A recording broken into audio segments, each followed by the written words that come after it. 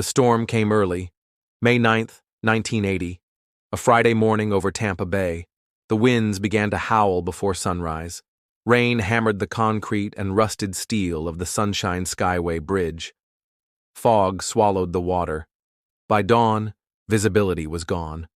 At 7:33 a.m., the 608-foot freighter Summit Venture pushed through the storm, its bow slicing blind through the mist. Captain John Larrow tried to steady the vessel as it neared the bridge's narrow shipping lane. The wind pressed hard on the hull. The bay churned like a boiling sea. And then, the fog thickened. When the towers of the bridge finally appeared through the mist, they were far too close. A sudden gust pushed the freighter off course, and then came the sound, steel against concrete, groaning, splintering, exploding. The ship collided with one of the main support columns. Over 1,200 feet of bridge deck collapsed in an instant.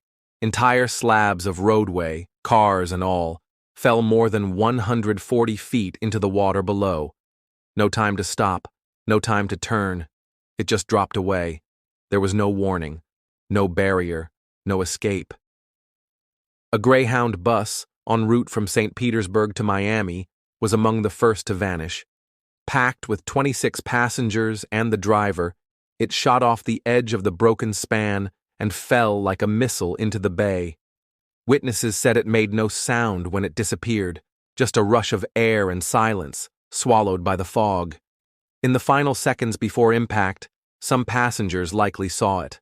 The vanishing road, the dark water far below, a drop that couldn't be survived.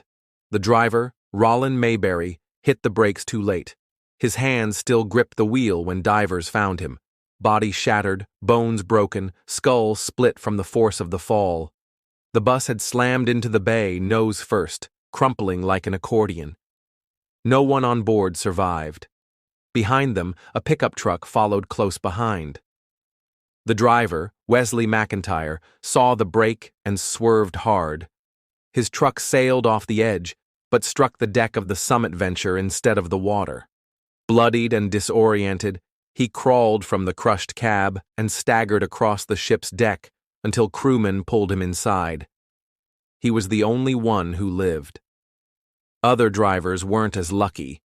A compact sedan, driven by a mother and her teenage son, dropped silently into the waves. They were later found still belted into their seats, the boy's head resting against the window. Their bodies drifted inside the flooded wreckage until divers pulled them out. Eyes open, mouths parted, like they had tried to scream. An 18-wheeler disappeared without a trace.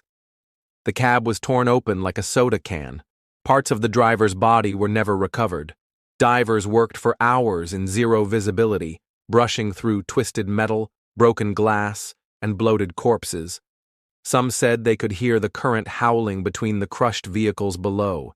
They brought up wallets, purses, watches, small things clutched in those final seconds. A woman had a rosary wrapped around her hand. Another held a child's backpack. The water was black and freezing. The bodies, soft and pale, rose slowly from the wreckage like ghosts. In total, 35 people died. And it didn't have to happen. For years, engineers had warned about the Sunshine Skyway's vulnerability. The bridge's piers were unprotected. No fenders, no bumpers, no defense. One freighter strike was all it would take to bring it down. In 1969, it almost happened. A ship had clipped the bridge, causing minor damage. Nothing changed.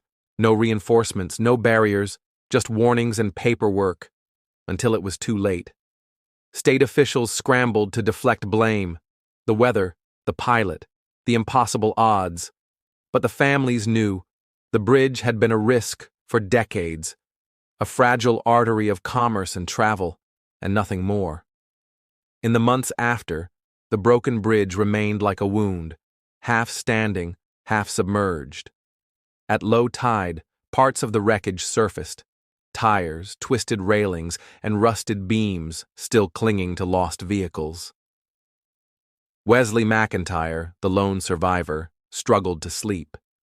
He'd seen the other cars vanish behind him. He'd heard the crack of concrete splitting. He'd smelled the diesel in the water. And in every quiet moment that followed, he relived it. He once said, "I died that day too. Just not all the way." Eventually, a new bridge was built, stronger, wider, reinforced. It towers above the bay now, a modern marvel. But every car that crosses passes over the graves of those who didn't make it. Their names aren't carved in stone. They're buried in silence beneath the currents, because the wind may have pushed the ship, but it was the system that let the bridge fall.